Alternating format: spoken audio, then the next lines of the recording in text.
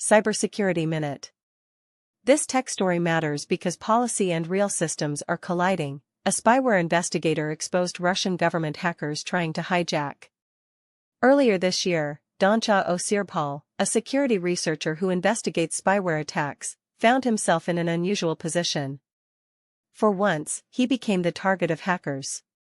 Dear user, this is Signal Security Support chatbot. We have noticed suspicious activity on your device, which could have led to data leak, read a message he received on his Signal account. We have also detected attempts to gain access to your private data in Signal, the message claimed. To prevent this, you have to pass verification procedure, entering the verification code to Signal Security Support chatbot. Don't tell anyone the code, not even Signal employees. Obviously, Osirpal, who heads Amnesty International's security lab, immediately recognized that this was an unwise attempt at hacking his Signal account. Instead, he thought it'd be a good opportunity to jump into an unexpected investigation. The researcher told TechCrunch that until then, he had never knowingly been targeted with a one-click cyber attack or a phishing attempt like this before. Having the attack land in my inbox, and the chance to turn the tables on the attackers and understand more about the campaign was too good to pass up, he said. As it turned out, the attempted attack on Osirpal was likely part of a wider hacking campaign targeting a large group of Signal users. The hackers' strategies were to impersonate Signal, warn of bogus security threats, and try to trick targets into giving the hackers access to their account by linking it to a device controlled by the hackers.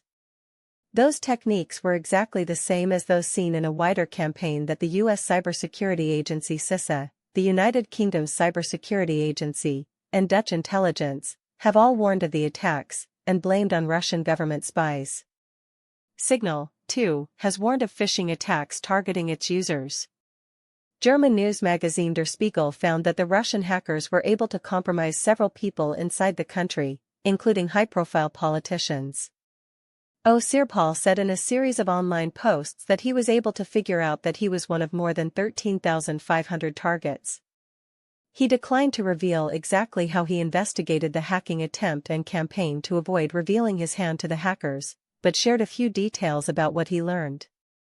First, he realized that other targets included journalists he had worked with, as well as a colleague. At that point, Osirpal said he already suspected this was an opportunistic attack where hackers compromised targets and identified new potential victims, thanks to those successful attacks. Osirpal called it a snowball hypothesis, and said he is convinced he became a target because he was likely in a group chat with someone who got hacked, which gave the hackers a chance to find the contact information of new targets. The researcher said he was able to identify the system the hackers were using, which is called Apocalypse C, which automates the attack, allowing the hackers to target many people at the same time in bulk with limited human oversight. Contact us. Do you have more information about attacks against Signal users? Or other targeted attacks?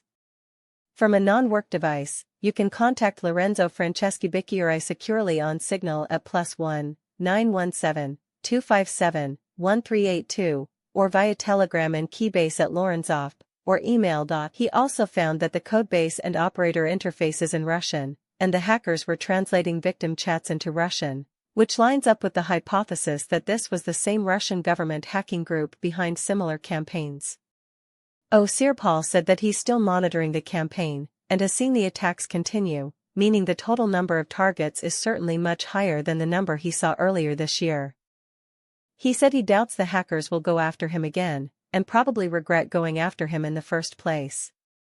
He said, "I welcome future messages, especially if they have 0 days they would like to share," referring to security flaws that are not yet known to the vendor, which are often used in attacks that he investigates. Osirpal said that if Signal users are worried about getting targeted with this type of attack, they should turn on registration lock, a feature that lets users set a PIN for their account that prevents others from registering their phone number on a different device. According to TechCrunch, the lesson is simple: trusted systems still need verification and fast response plans. Sources linked below. Follow for security and AI risk briefs.